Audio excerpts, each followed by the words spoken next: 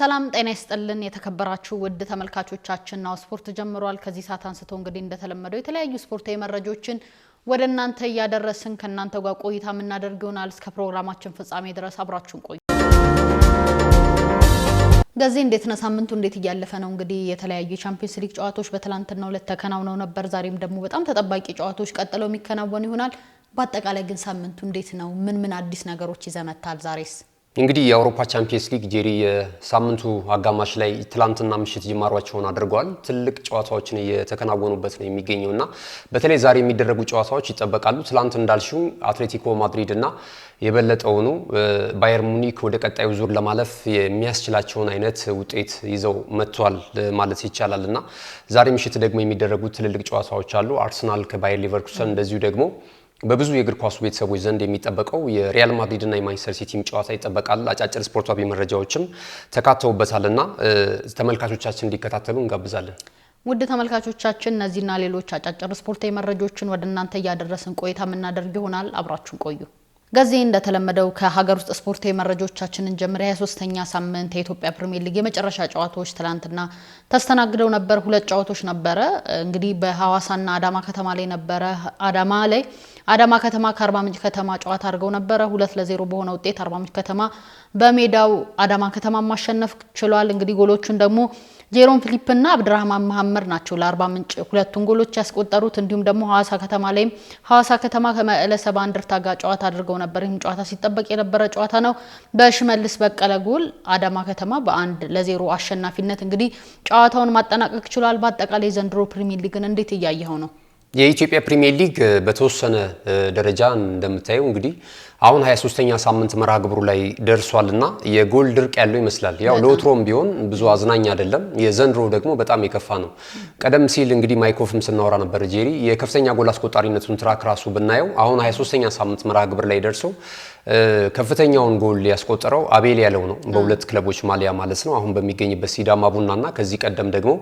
በቅዱስ ጊዮርጊስ እግር ኳስ ክለብ ባደረጋቸው ጨዋታዎች 9 ግቦችን ነው ከመረብ ያሳረፈውና ሌሎቹ ተከታዮቹንም ስትመለከቻቸው 8 አሁን ታምራት እያሱ አለ ከአርባ ምንጭ ከተማ 8 ግብ አለው አዲስ ግዴ ደግሞ ከኢትዮጵያ ንግድ ባንክ እንደዚሁ በተመሳሳይ እሱም እንደዛው ጎል አስቆጥሯል እና ስታዩ ግን በጣም አነስተኛ ግብ ነው በሁለት ጨዋታ እንኳን በአማካኝ አንድ የፊት መስመር አጥቂ አንድ ጎል አያስቆጥርም እንደማለት ነውና አዝናኝነቱን በዚሁ ራሱ መገመት ይቻላል በጣም ይሄ ነገር በጣም አሳሳቢ ነው ያው ለብሔራዊ ቡድኑ አሁን ቀጣይ ጨዋታ አለው እንደሚታወቀው ሳውቶሜና ፕሪንሲፔ ጋር ለአፍሪካ ዋንጫ የውድድር መድረክ ለማለፍ የቅድመ ማጣሪያ ጨዋታ ይደርሱ መልስ ጨዋታ ያደርጋሉና የአጥቂ ስፍራ ላይ አሁንም የተቀረፈ ነገር እንዳሌለ እየተመለከትን ነው የምንገኘውና በቀጣይ በሚኖሩ የሀገር አቀፍና ዓለም አቀፍ የማጣሪያ ጨዋታዎች ላይም ከዚህ ቀደም እንደምንቸገርባቸው የአጥቂ ዲፓርትመንት ላይ እንደዚህ አይነት ነገሮችን ልንመለከት የምንችልበትን ሁኔታ ነው ያያየን ያለነው ጋዜ ትክክል ነው እንግዲህ ከፍተኛ ግብ አስቆጣሪን ስንመለከት ምን ያህል ፕሪሚየር ሊጉ በጎል ድርቅ እንደተመታ ነው የምናሳየው ምክንያቱም አቤል ያለው እስካሁን 9 ጎል ነው ማስቆጠር የቻለው በ23 ጨዋታ አዲስ ግዳይም በተመሳሳይ መልኩ ከኢትዮጵያ ንግድ ባንክ እሱም 9 ግብ ነው ያለው ታምራት እያሱ 8 ጎል በተከታታይ ደግሞ ሌሎችም ተጫዋቾች በተመሳሳይ መልኩ 8 እና 6 ጎል ናቸው ረድፉን ያዙትና በጣም ምን ያህል ፕሪሚየር ሊጉ ዘንድሮ ላይ በጣም አሰልቺ እየሆነ እንደመጣ ጨዋታዎችም እንዲህ ባጭር የጎል ልዩነት እየተጠናቀቁ ነው የሚገኙትና እስቲ ወደፊት ደግሞ ምን አይነት የግብ ዕድሎች ይፈጠራሉ ጨዋታውስ እንዴት ይጠናቀቃል የሚለውን ነገር በአጠቃላይ ውድድር አመቱ ላይ የምንመለከት ይሆናል በአጠቃላይ የደረጃ ሰንጠረዡን ለመግለጽ ያክል ግን ሲዳማ ቡና በ42 ነጥብ አንደኛ ደረጃን ይዟል ሐዋሳ ከተማ በ40 ነጥብ ሁለተኛ ደረጃን ይዟል ነገሌ አርሲ ዘንድሮ እንግዲህ ወደ ፕሪሚየር ሊጉ ከመጡ ክለቦች መካከል የክለብ አሪፍ ነው በጣም ጥሩ እንቅስቃሴ እያደረገ ነው የሚገኘው በ38 ነጥብ ሶስተኛ ላይ ነው የሚገኘው መቻል በ35 ነጥብ አራተኛ ላይ ነው የሚገኘው ኢትዮ ኤሌክትሪክ በ34 ነጥብ አምስተኛ እንዲሁ ደግሞ ፋሲል ከተማ በተመሳሳይ የጎል ክፍያ ላይ 34 ጎሎችን በማስቆጠር 34 ነጥቦችን በመያዝ ስድስተኛ ደረጃ ላይ ነው የሚገኘው በአጠቃላይ እንግዲህ ይህን ይመስላል የኢትዮጵያ ፕሪሚየር ሊግ የኢትዮጵያ ፕሪሚየር ሊግ ላይ እንደው አንድ ሁለት ነጥቦችን ግን ለማስቀመጥ በዘንድሮ ዓመት እንግዲህ አዳዲስ ነገሮችን አይተናል። ሊጉ በኦቤን የቀጥታ ስርጭት የቴሌቪዥን ሽፋን እያገኘ ነው የሚገኘው። ይሄ በጣም ደስ የሚል ነው። በሀገር በቀል የቴሌቪዥን ተቋም እነዚህን ጨዋታዎች ከዚህ ቀደም ሱፐር ስፖርት ነበር የቀጥታ ስርጭት ሽፋን ሲሰጡ የነበረውና ወደ ሀገር ቤት መጥቶ አቅማችንንም በዚህ በሚዲያው ረገድ ያለንን ሁኔታ እያሳየ ነው የሚገኘው። አንዳንድ ጉድለቶች ጋር አብሮ ተዳምሮም ቢሆን እንደ መጀመሪያ ግን በጥሩ ሁኔታ እየሄደ ያለበትን ሁኔታ እየተስተካከለም ነው። አንዳንድ ጊዜ ኮመንቶችንም ያለውኝ ከስር የሚሰጡትን ኮመንቶች በማረም ተቋሙም ጥሩ ነገር እያሳየ ይገኛልና ያው የኢትዮጵያ ንግድ ባንክ ነው ታይትል ስፖንሰሩ የፕሪሚየር ሊጉ። እሱም በጥሩ ሁኔታ ጋር ሆኖ እየሰራ ነው የሚገኘው። ወደ ሀገር ቤት በራሱ መመለሱ አንድ ነገር አንድ እርምጃ ወደፊት እንደሄድን የሚያሳይ ነው። ከሜዳ ጥራት ጋር በተያያዘ የተለያዩ ችግሮች ይታያሉ። እነዛ ደግሞ አንዳንድ ጊዜ በማቴሪያልም ችግር እጥረት ምክንያት ሊሆን ይችላል። ጥራት የጎደላቸውን ምስሎችን አንዳንድ ጊዜ እንመለከታለንና እነዚህ ደግሞ ወደፊት የበለጠ ዳብረው የምናይበትን ሁኔታ ሊፈጠር ይችላል።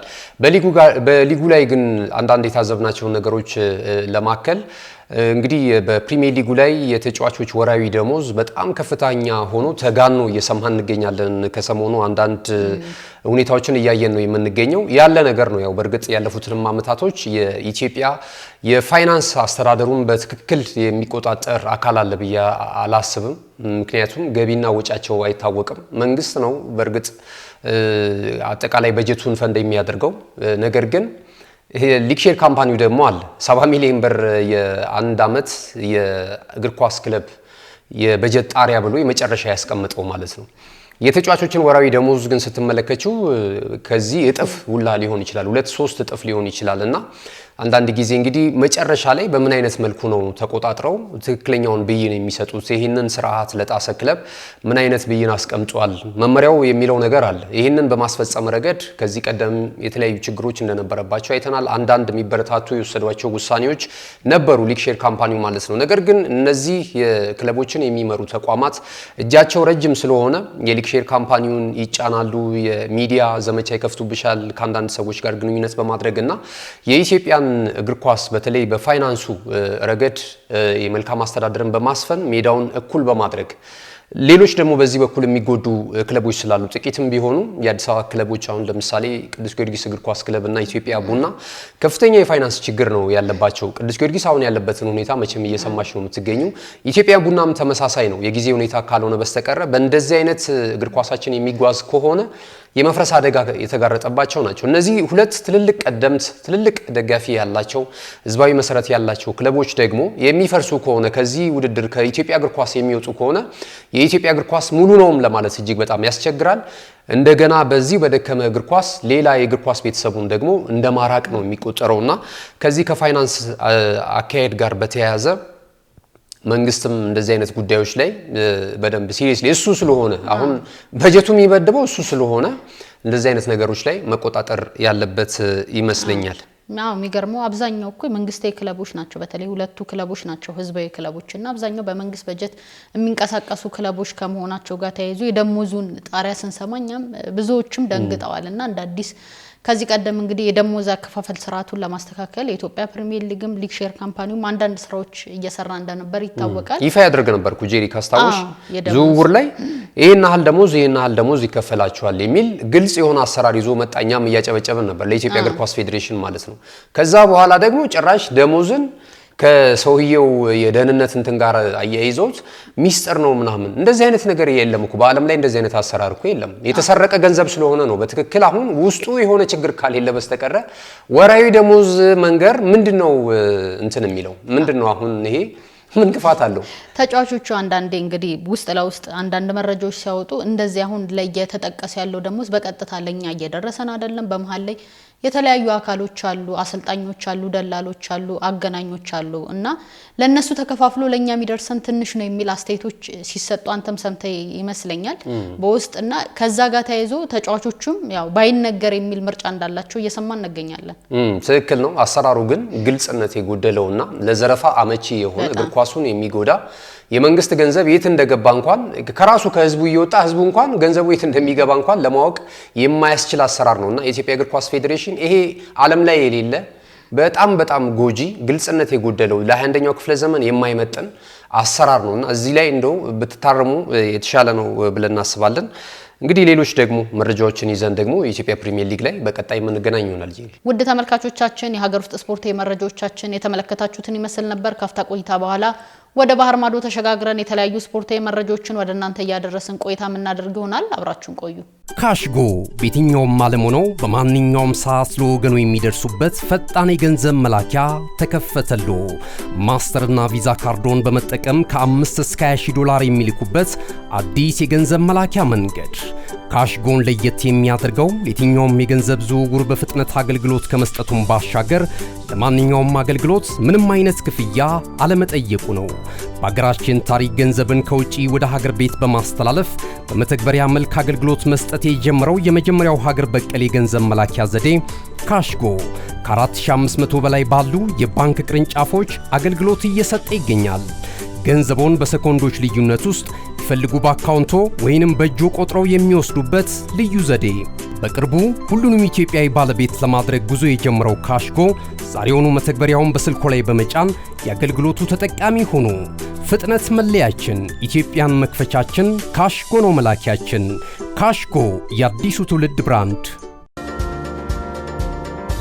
ውድ ተመልካቾቻችን የሀገር ውስጥ ስፖርታዊ መረጃዎችን ወደ እናንተ ያደረስን ነበር ቆይታ ያደረግነው። አሁን ደግሞ ወደ ባህር ማዶ ተሸጋግረን የተለያዩ ዓለም አቀፋዊ ስፖርታዊ መረጃዎችን ወደ እናንተ ወደ ውድ ተመልካቾቻችን የምናደርስ ይሆናል። አብራችሁን ቆዩ። ገዜ ወደ አውሮፓ ማለትም ደግሞ ወደ ውጪ ስፖርታዊ መረጃዎቻችን ስናልፍ ትናንትና የደርሶ መልስ የመጀመሪያ ዙር የአውሮፓ ቻምፒየንስ ሊግ ጨዋታዎች ተካሂደው ነበር። እንደሚታወቀው 4 ጨዋታዎች ነበር የተስተናገዱት። በጣም ተጠባቂ ጨዋታዎች ነበር። እነዚህ ጨዋታዎች ኒውካስል ዩናይትድ ከባርሴሎና ጋር ጨዋታ አድርገው ነበር። 1-1 በሆናቸው ውጤት ነው የተጠናቀቀው። አትሌቲኮ ማድሪድ እንዲሁ ከቶተናም ጋር ጨዋታ አድርገው ነበር። 5-2 በሆነ ውጤት ቶተናም መሸነፍ ችሏል። አትላንታ እንዲሁም ደግሞ ከባየር ሙኒክ ጋር ጨዋታ አድርገው ነበር። 6-1 በሆነ ውጤት እንግዲህ በሰፊ ጎል ልዩነት ባየር ሙኒክን ጨዋታ ማሸነፍ ችሏል። ጋላታሳራይ ከሊቨርፑል ጋር ጨዋታ አድርገው ነበር። ይህም ጨዋታ በጋላታሳራይ 1-0 በሆነ አሸናፊነት ተጠናቋል። በአጠቃላይ የትላንትና የቻምፒየንስ ሊግ ጨዋታዎች እንዴት ተመለከትካቸው? እንግዲህ ጥሎ ማለፍ 16 የአውሮፓ ቻምፒየንስ ሊግ ውድድር መድረክ ትላንት እንዳልሽው በአውሮፓ የተለያዩ ከተማ ስቴዲየሞች ጅማሯቸውን አድርገዋል። የመጀመሪያ ጨዋታዎች 4 ጨዋታዎች ተከናውነዋል። ዛሬ ምሽት ደግሞ 4 ሌሎች ጨዋታዎች የሚከናወኑ ነው የሚሆነው ማለት ነውና ትላንት እንግዲህ የነበሩት ጨዋታዎች ላይ የቻምፒየንስ ሊግ ጨዋታም አይመስልም። አንዳንዶቹ ጨዋታዎች እንደተመለከትሽው የጎል ልዩነቱ በጣም የሰፋበትንና ክለቦች ወደ ቀጣይ ዙር ለማለፍ የበለጠ እድል ያመቻቹበት ነው። ቀደም ሲል በመግቢያችን ላይ እንደገለጽ ነው አትሌቲኮ ማድሪድ እንግዲህ የእንግሊዙን ክለብ ቶተንሃም ሆትስፐርስን 5-2 በሆነ ውጤት ነው ያሸነፈው። ይህም ጨዋታ ከሞላ ጎደል ያው በአውሮፓ ቻምፒየንስ ሊግ ምናልባት የማይቀለበሱ ውጤቶች ሲቀለበሱ ተመልክተን ሊሆን ይችላል። ነገር ግን አሁን ባለበት የቶተንሃም ሆትስፐርስ ጥንካሬ ይህንን ውጤት ይቀልብሶ ወደ ቀጣይ ዙር ያልፋል ማለት በጣም አስቸጋሪ ነውና የአሰልጣኝ ዲያጎ ሲሞኔው ቡድን ትላንት በሜዳው ዋንዳ ሜትሮፖሊታኖ ስቴዲየም ያደረገውን ጨዋታ በተለየ እንቅስቃሴ ነው ማሸነፍ የቻለውና በጨዋታው አጋጣሚ ቶተንሃም ሆትስፐርሶች በእንግሊዝ ፕሪሚየር ሊግ በጣም ደካማ 2 የውድድር ዓመታትን ተመልክተናል። አምናም በጣም የወረደ የውድድር አፈጻጸም እንደነበራቸው እናስታውሳለን። ነገር ግን የኤሮፓ ሊግ የዋንጫ ክብርን በማንሳት ነበር በአቋራጭ ወደዚህ ወደ አውሮፓ ቻምፒየንስ ሊግ የውድድር መድረክ ተሳትፎ መምጣት የቻሉትና ትላንትም ከጨዋታው አስቀድሞ ምናልባት በዚህ የአውሮፓ ቻምፒየንስ ሊግ የውድድር መድረክ ያው በፕሪሚየር ሊጉ ወራጅ ቀጠናው አፋፍ ላይ ነው የሚገኙትና በዚህ በቻምፒየንስ ሊግ የውድድር መድረክ የተሻለ ጉዞ ሊያደርጉ ይችላሉ ተብለው ቅድመ ግምት ተሰጥቷቸው ነበር። የአሸናፊነቱ ምንም እንኳን ለአትሌቲኮ ማድሪድ ቢሰጥም ማለት ነውና የሆነ ነገር ሊሰሩ ይችላሉ ተብለው ነበር። ነገር ግን ትላንትና ወደ 22 ደቂቃ ነው የፈጀባቸው 3 ግብ ሲያስተናግዱ ማለት ነው። በጨዋታው እንቅስቃሴ ላይ የ22 ዓመቱ አንቶኒ ኬኒስኪ የተባለው ወጣት ተጫዋች ተደጋጋሚ ስህተቶችን ሰርቷል። ይሄም በአውሮፓ ቻምፒየንስ ሊግ የውድድር መድረክ በጣም ከባዱ ምሽት ለግብ ጠባቂው የነበረበትን አጋጣሚ ነው የተመለከትነውና ብዙዎች ሲያዙ ነበር፣ እያለቀሰ ነበር ተቀይሮ ሲወጣ የነበረው። የአሰልጣኙ ግን በቋሚ አሰላለፍ ውስጥ ባለብዙ ልምድ የሆነውን ትልልቅ የአውሮፓ ትልልቅ ክለቦችም የኛ ግብ ጠባቂ ቢሆን በአንዳንድ አጋጣሚ የሚሉትን ግብ ጠባቂ አስቀምጦ ነበር። ኢጎር ቱዶር ይህንን ቪካሪዮም ማለት ነው አስቀምጦ የገባውና በዚህም አሰልጣኙ እየተተቸ ነበረ። ጨዋታው እንግዲህ እንደተጀመረ እንዳልኩሽ እስከ 22ኛው ደቂቃ ላይ ድረስ 3 ግቦችን አስተናግዶ 3-0 በሆነ ውጤት ይመራ ነበረ። ተቀይሮ የገባውም ቪካሪዮም 2 ግብ እንደዚሁ ተቆጥሮበት 5-1 በሆነ ውጤት ጨዋታው ተጠናቋል ማለት ነው። 5-2 በሆነ ውጤት ጨዋታው ተጠናቋል ማለት ማለት ነው። 3 የግብ ዕዳ አለበት ማለት ነውና በጣም አስቸጋሪ ጨዋታ ነበረ ጄሪ ትላንት። እንግዲህ አትላንታም ከባየር ሙኒክ ጋር ያደረጉት ጨዋታ በጣም በሰፊ ጎል ክፍያ የተጠናቀቀበት ነው። 6-1 በሆነ ውጤት ነው ቅድም እንዳልኩት የተጠናቀቀው። አትላንታ እንደሚታወቀው የጣሊያን ብቸኛ የወከለ ክለብ ነው። አሁን ላይ በቀጣይ ዙር የሚሳተፍ አይመስለኝም። ያው በእግር ኳስ ዓለም ለመተንበይ በጣም ይከብዳል። ግን ያለው ነገር ሙሉ ለሙሉ አትላንታ ከውድድሩ ውጪ የሆነበትን ውጤት ያስመዘገበ ይመስለኛል። ትክክል። የባየር ሙኒክ እና የአታላንታ ጨዋታ ጣሊያን ቤርጋሞ ላይ ነው የተደረገው። ይህም ጨዋታ ከሞላ ጎደል የተጠናቀቀ ይመስላል። ባየር ሙኒክ ያው በአውሮፓ ቻምፒየንስ ሊግ የውድድር መድረክ በተለይ በዚህ ዓመት እጅግ በጣም አስደናቂ ጉዞን እያደረገ ይገኛል በአሰልጣኝ ቪሴንት ኮምፓኒ ስር ሆኖ ማለት ነውና ትላንት እንግዲህ ግማሽ ደርዘን ግብ አስቆጥሯል። ወደ ቀጣዩ ዙር የማለፉንም ቻንስ የበለጠ ያሰፋበት ነው። ትላንት እንግዲህ ሃሪ ኬንም ወደ ጨዋታው አልገባም ነበር። ሌሎች ተጫዋቾች ግን በጣም ጥሩ ምሽት ድንቅ ምሽትን ያስመለከቱበት ጨዋታ ነበር ማለት ይቻላል። በዚህ ጨዋታ ላይ ሚሼል ኦሊሴ 2 ግቦችን ከመረብ አሳርፏል። እንደዚሁ እንደነ ሞሲያላን የመሳሰሉ ናብሪን የመሳሰሉ ተጫዋቾች ጎል አስቆጥረዋልና የአሰልጣኝ ቪሴንት ኮምፓኒው ቡድን ሁለተኛ ደረጃን ይዞ ነበር በመጀመሪያው የሊግ ፌስ አርሰናልን ተከትሎ ማጠናቀቅ የቻለውና በዘንድሮ ዓመትም ወደ ጥሩ ጉዞ የሚጓዝበትን አይነት ተስፋ እያሳየ ነው የሚገኘው። በአጠቃላይ ይሄም ጨዋታ የሞተ ነው የሚመስለው። ሌሎች ጨዋታ ተደርገዋል። የእንግሊዙ ክለብ ኒውካስል እና የባርሴሎናን ጨዋታ ብንመለከተው 1-1 በሆናቸው ውጤት ነው የተጠናቀቀው። ቅድመ ግምቱን ለባርሴሎና ተሰጥቶ ነበር። ኒውካስል አሁን ካለው ወቅታዊ ሁኔታ ጋር እንዲሁም ደግሞ ባርሴሎና እንደሚታወቀው የስፔን ኃያል ክለብ ነው። በዓለም አቀፍ መድረክም በተለያየ ጊዜ ቻምፒየንስ ሊግ ዋንጫ እንዳነሳ ይታወቃልና ከዚህ ጋር በማያያዝ ባርሴሎና በቀላሉ ያሸንፋል ተብሎ ተጠብቆ ነበር። ያው ኒውካስል በሜዳውም ቢሆን ለባርሴሎና ቅድመ ግምት ተሰጥቶ ነበር። እንዴት ተመለከትከው?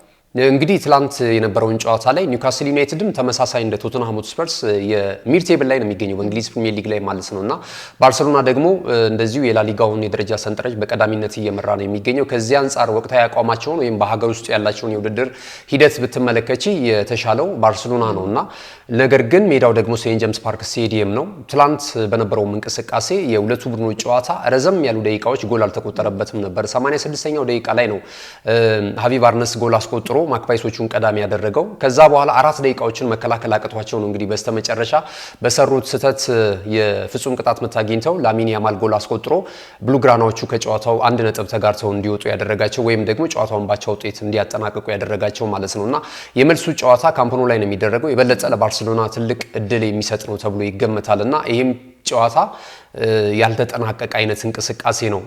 እነዚህ ጨዋታዎች ግን ከመጀመራቸው በፊት ምሽት 2:45 ላይ የተደረገ በቱርኩ ክለብ ጋላታሳራይ እና በእንግሊዙ ክለብ ሊቨርፑል የተደረገ ጨዋታ አለ። ይህንን የዛሬውን የትላንቱን ጨዋታ መዝጊያ እናድርገው እስኪ። እንግዲህ እንደሚታወቀው ጋላታሳራይ ካደጋፋቸው ጋር ተያይዞ በጣም ታዋቂ ናቸው። የቱርክ ክለብም ከመሆኑ ጋር ተያይዞ እንግዲህ ቱርክ አደጋገፍ ስታይላቸው ለየት ይላል ከሌሎች ሊጎች። ሊቨርፑልን 1-0 በሆነ ውጤት ማሸነፍ ችሏል። በጨዋታው ላይም የተለያዩ አጠያቂ ነገሮች ነበሩ። ቪክቶር ኦስሜንንም ደጋፊው እንግዲህ ሰርፕራይዝ አድርጎታል ማለት ይቻላል። በእንባ ነበረ ስሜቱን ሲገልጽ የነበረው። በጣም እያመሰገነ ነበር። የአንድ ቤተሰብ ነን ሲሉም እነሱም አስተያየታቸውን ሲሰጡ ነበር። በአጠቃላይ ባነሩን የነበረውን ውድድርና ውጤቱ እንዴት ተመለከትከው? ያው እንግዲህ ድባቡ በጣም ይገርም ነበረ። በራምስ ፓርክ የተደረገው የጋላታሳራይ እና የሊቨርፑል ጨዋታ በጋላታሳራይ 1-0 አሸናፊነት ነው የተጠናቀቀው ጨዋታው። እንግዲህ ጨዋታው እንደተጀመረ 7ኛው ደቂቃ ላይ ነው ማሪዮ ላሚና ለጋላታሳራይ የአሸናፊነቱን ግብ ከመረብ ማሳረፍ የቻለው። ከዛ በኋላ በእርግጥ የአሰልጣኝ አርነ ስሎት ቡድን በተለያዩ አጋጣሚዎች ጎልም አስቆጥሮ ነበረ።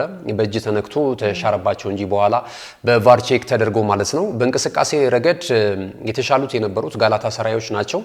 በተለይ ይጠበቃል ስቴዲየማቸው እጅግ በጣም አስፈሪ ከሚባሉ ስቴዲየሞች ለተቃራኒ ክለብ ተጫዋቾች ትልቅ ተጽዕኖ ማሳደር የሚችሉ የድጋፍ ድባብ ነው የምትመለከቱት። ተቀጣጣይ ነገሮችን እንመለከታለን። እንደውም ትላንትና ከዛ በፊት ቅጣት በአውሮፓ እግር ኳስ ማህበር ስለተላለፈባቸው አሁን የመልሱን ጨዋታ ወደ አንፊልድ ተጉዘው ሲያደርጉ ያለ ደጋፊ ነው የሚመጡትና ትላንት ጨዋታውን እዛው ስቴዲየማቸው ላይ ገለው ለመውጣት ነበር ጥረት ሲያደርጉ የነበረው። ተጨማሪ ጎሎችን ለማስቆጠር ቶሎ ወደ ሊቨርፑል የማጥቃት እንቅስቃሴ ሲያደርጉ ነበርና ተጨማሪ ጎሎችንም የማግባት እድሎችንም ፈጥረው ነበር። ቪክቶር ኦሲሜን ትላንት በጣም ስሜታዊ ሆኖ ተመልክተናል። በጨዋታው እንቅስቃሴም ጨዋታው ከመጀመሩም በፊት ደጋፊው በተለያየ መንገድ እንግዲህ ከሱ ጎን መሆኑን ያሳየበትን እንቅስቃሴ ነበርና የበለጠ ትልቅ ታሪክ የሰራው በኔፕልሱ ክለብ ናፖሊ ነው። እንደምታውቂው የሴሪያውን የዋንጫ ክብር ያሳካበትን የሴሪያውን የከፍተኛ ጎል አስቆጣሪነትን ትራክ በቀዳሚነት ያጠናቀቀበት የውድድር ዓመት እንደነበረ እናስታውሳለን። አሁን ደግሞ በዚህ በቱርኩ ክለብ የተሻለ ነገር እያስመለከተ ነው የሚገኘው። ጋላታሳራይ የቱርክንም ሊግ እየመራ ነው የሚገኘው። ከዛ ባለፈ ደግሞ ዩቬንቱስን ጠንካራውን ጥሎ ከመጣ በኋላ ደግሞ ሌላኛውን ሊቨርፑል በአውሮፓ የውድድር መድረክ የተሻለ ልምድና የከበረ ስም ካላቸው ክለቦች መካከል አንደኛው የሆነውን ሊቨርፑልን በመጀመሪያው ዙር ጨዋታ እንግዲህ 1-0 በሆነ ውጤት ማሸነፍ ችሏል ማለት ነውና ትላንት ግን በዚህ ስቴዲየም የነበረው ድባብ እጅግ በጣም አስደናቂ ነበረ።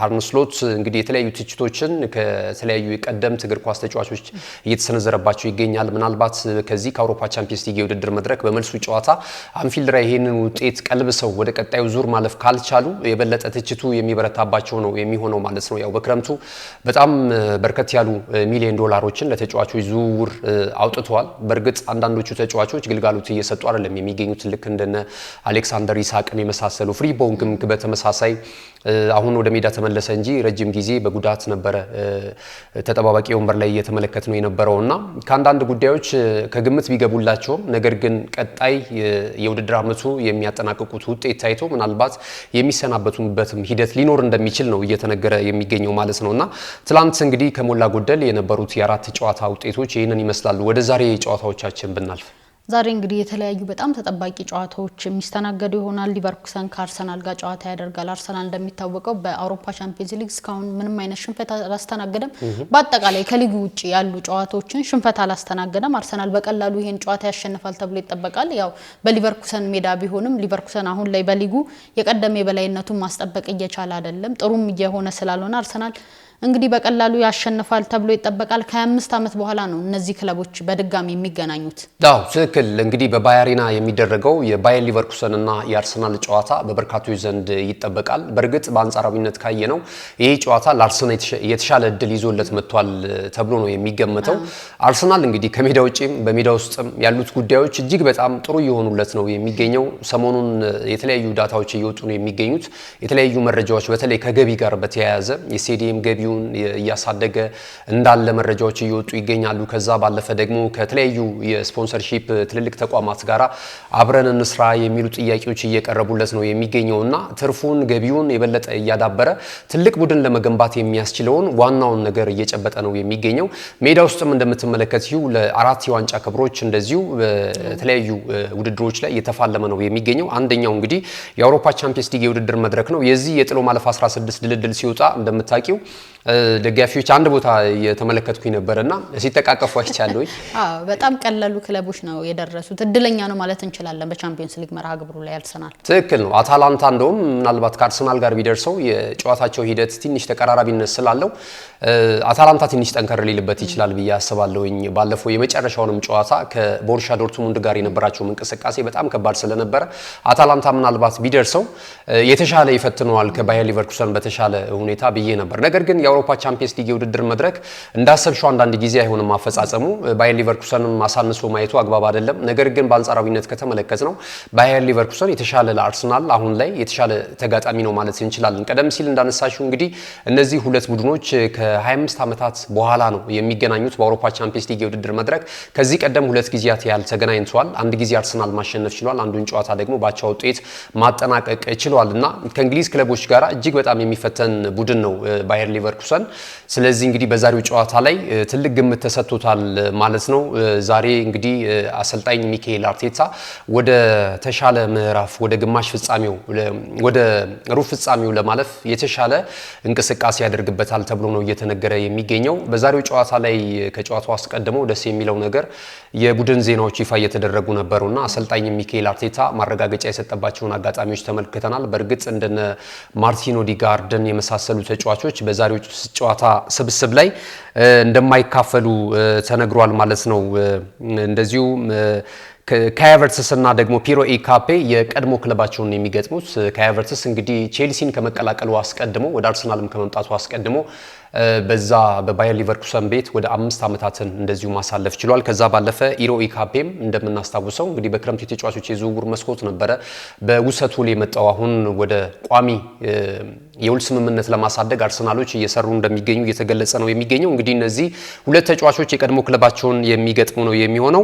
ኦዲጋርድ እና ቤን ዋይት በዛሬው ጨዋታ ላይ እንደማይሰለፉ ተገልጿል። ከዛ ባለፈ ግን መጠነኛ ጉዳት ከማንስፊልድ ጋር ሲያደርጉ በነበረው እንቅስቃሴ ያልተሰለፉ ተጫዋቾች ግን ዛሬ ወደ ሜዳ ገብተው መድፈኞቹን ያገለግላሉ ተብሏል። እንደነ ዴክላን ራይስ፣ ትሮሳርድን የመሳሰሉ ተጫዋቾች ዊሊያም ሳሊባም እንደዚሁ ለጨዋታው ዝግጁ ስለመሆኑ እየተነገረ ነው የሚገኘው። ይሄ ደግሞ ለአርሰናል ደጋፊዎች እጅግ በጣም አስደሳች ነውና ጨዋታው በጊዜ ነው የሚጀምረው። ከሌሎቹ ጨዋታዎች አንጻር ምሽት 2:45 ላይ ነው የሚከናወነው ማለት ነው።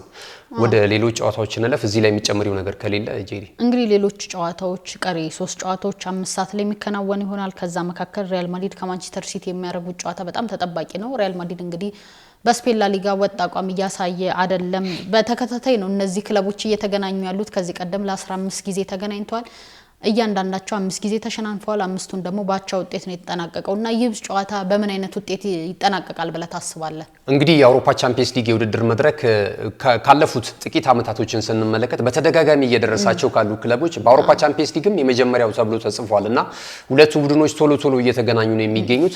በመጀመሪያው ሜሊክ ፌስ ተገናኝተው ነበር። ሲቲ ነበር ማሸነፍ የቻለው። አሁን ደግሞ እንደዚሁ ለበቀል የሚሆናቸውን አይነት የጨዋታ ድል አግኝቷል። ሪያል ማድሪዶች ዛሬ በሜዳቸው ሳንቲያጎ በርናቦ ነው ጨዋታቸውን የሚያከናውኑት።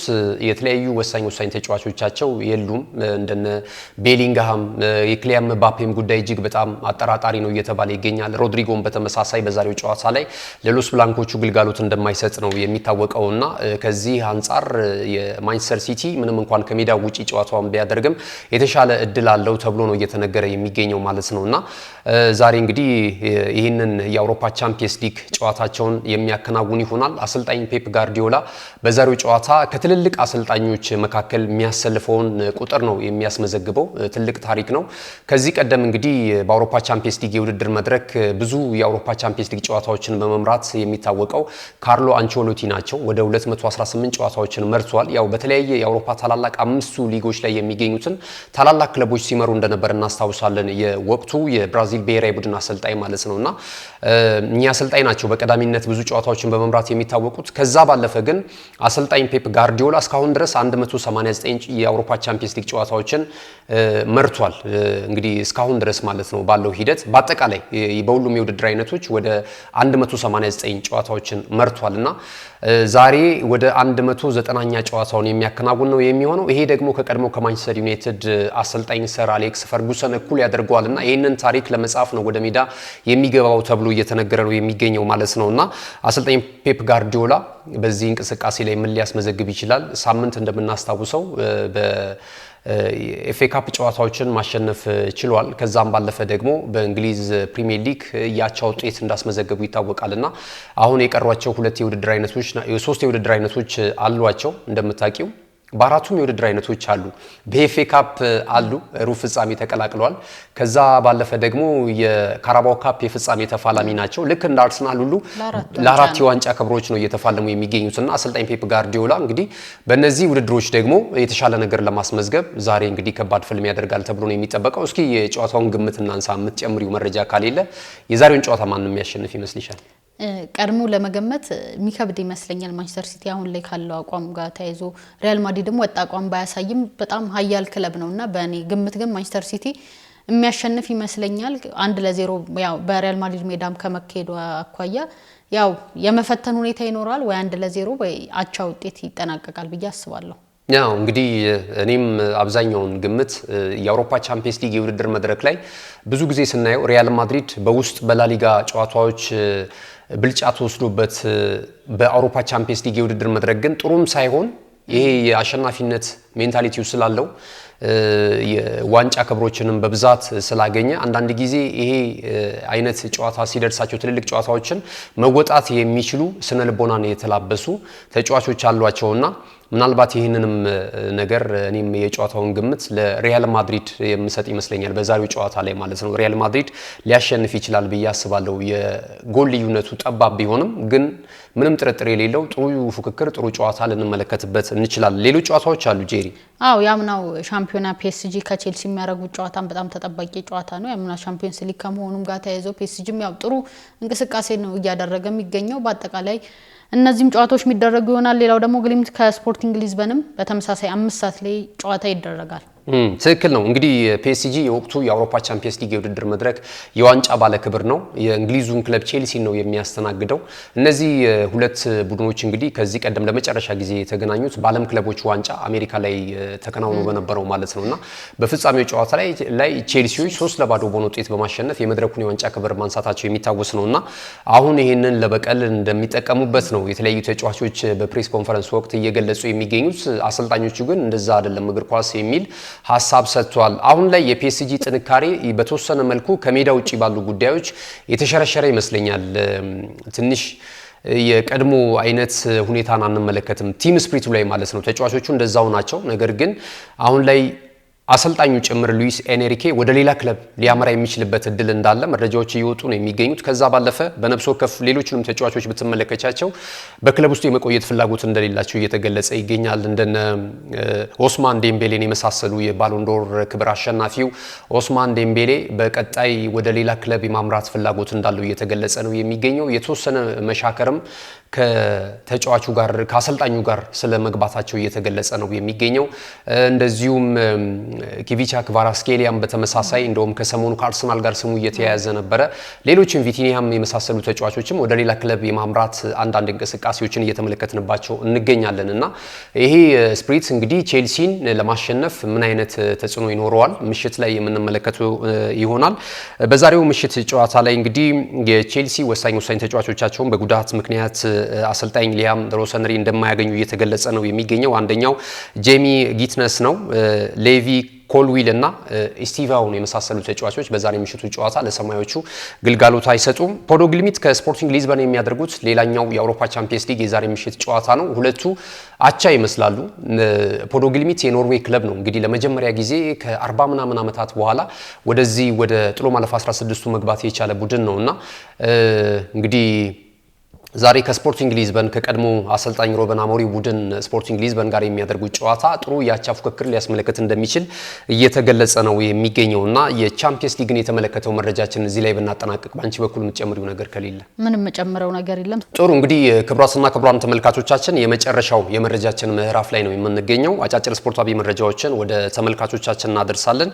የክሪስቲያን ሮሜሮን ጉዳይ እናገኛለን። የ27 ዓመቱ አርጀንቲናዊ ኢንተርናሽናል እንግዲህ በቶተንሃም ሆትስፐርስ ያለውን ቆይታ ለማጠናቀቅ ከጫፍ ስለመድረሱ እየተገለጸ ነው የሚገኘው። ይህ የዓለም እግር ኳስ ዋንጫ የውድድር መድረክ አሸናፊው ተጫዋች እንግዲህ ከ5 ዓመታት በፊት ከጣሊያኑ ክለብ ነበር አታላንታ ወደዚህ የመጣው ማለት ነውና ከአታላንታ ከመጣ በኋላና የሰሜን ለንደኑ ክለብ ቶተንሃም ሆትስፐርስን ከተቀላቀለ በኋላ በጣም አስደናቂ ብቃት በመከላከሉ ረገድ በተለይ በአሰልጣኝ ሃንጄ ፖስቴኮግሉ ከዛ በፊትም በነበሩት እንቅስቃሴዎች ላይ በጣም ጥሩ እንቅስቃሴ ሲያደርጉ ከነበሩ ተጫዋቾች መካከል አንደኛው ነውና ጥሩ ኳሊቲ አለው። አሁን ላይ ግን በክለብ ውስጥ ያለው ቆይታ በጣም እየሻከረ እሱም ደግሞ ዲፕሬሽን ውስጥ እንደሚገኝ እየተገለጸ ነው የሚገኘውና በቀጣይ ምናልባት ሪያል ማድሪድ ይህንን ተጫዋች ለማስፈረም በክረምቱ የተጫዋቾች የዝውውር መስኮት ስሙ በስፋት እየተያዘ እንደሚገኝ እየተገለጸ ነው የሚገኘው። የሳውዲ ፕሮሊግ ተሳታፊ ክለቦችም የተጫዋቹን ግልጋሎት ለማግኘት እንደዚሁ ጥረት በማድረግ ላይ ነው የሚገኙት። አንደኛው የክሪስቲያኖ ሮናልዶ ቡድን አልናስር እግር ኳስ ክለብ የክሪስቲያን ሮሜሮን ፊርማ ለማግኘት ፍላጎት አለው ተብሏል።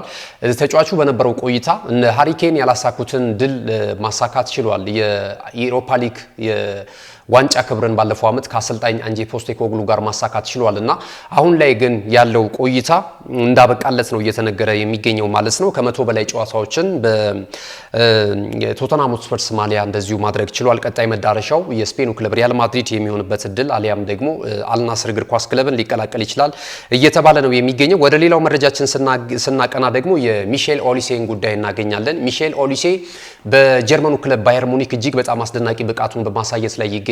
ይህ ተጫዋች ከክሪስታል ፓላስ ነው ወደዛ ያቀናው ማለት ነውና አሁን 24 ዓመቱ ላይ ይገኛል። ይህ እንግሊዛዊ ኢንተርናሽናል እንግዲህ በቀጣይ ምናልባት በሌሎች ክለቦች ልንመለከተው እንችላለን። በዘንድሮ ዓመት ያለው ቁጥራዊ ሁኔታ በጣም ያስገርማል። ከአምናው እንደውም በተሻለ ሁኔታ ነው እየተመለከት ነው የምንገኘው። አምና 36 የግብ ተሳትፎ ነበረው፣ 12 ግብ አስቆጥሯል። 14 ደግሞ ለጎል የሆኑ ኳሶችን ለቡድን አጋሮቹ እንደዚሁ አመቻችቶ ማቀበል ችሏል። በዘንድሮ ዓመት ደግሞ በአጠቃላይ በ43 ጨዋታዎች 17 ግብ አስቆጥሯል። 24 ደግሞ ለጎል የሆኑ ኳሶችን እንደዚሁ አመቻችቶ ማቀበል ችሏል እና ብዙዎች ይሄ ተስፈኛ ተጫዋች ምናልባት ወደ ሊቨርፑል የሚመጣበት እድል እንዳለ እየተገለጸ ይገኛል። ወደ እንግሊዝ መመለስ ይፈልጋል ተብሏል። አሁን ያለው ብቃት በባየር ሙኒክ እያሳየ ያለው ብቃት የተማረኩት የሊቨርፑል ሰዎች የተከፈለው ተከፍሎ ይህንን ተጫዋች ወደ መርሲሳይዱ ክለብ የማምጣት ፍላጎት እንዳላቸውና ይህንንም ደግሞ ውጥን እንደጀመሩ እየተገለጸ ነው የሚገኘው ማለት ነውና ሊቨርፑሎች ሰምሮላቸው ሚሼል ኦሊሴን አሁን ላይ በአውሮፓ አሉ ከሚባሉ ወጣትና ተስፈኛ ተጫዋቾች መካከል በግንባር ቀደምነት ከሚጠቀሱ ተጫዋቾች መካከል አንደኛው ሆኖ እየተመለከትነው እንገኛለን። ወደ አንፊልድ ሊመጣ ይችላል ወይ ቀጣይ የምንመለከተው ይሆናል። ቼልሲም ይህን ተጫዋች እንደሚፈልገው ነው የሊቨርፑልን አህልም ባይሆን መረጃው ግን አያይዞት ወጥቷልና ሊቨርፑልም እንደዚሁ በተመሳሳይ ቼልሲም በተመሳሳይ ሚሼል ኦሊሴን ለማስፈረም ጥረት እንደሚያደርጉ እየተገለጸ ይገኛል ማለት ነው። እንግዲህ ይህንን ይመስላሉ የዛሬ መረጃዎቻችን። ክቡራትና ክቡራን ተመልካቾቻችን ካለን ሰዓት አንጻር መረጃዎቻችን እዚህ ላይ ብናጠናቅቅ ጄሪ ገዜ ስለሰጠን ስፖርታዊ መረጃ ከልብ አድርገን እናመሰግናለን። ውድ ተመልካቾቻችን የመጋቢት 2 የዕለተ ረቡዕ የናሁ ስፖርታዊ መረጃዎቻችን የተመለከታችሁትን ይመስል ነበረ። መልካም ቀን።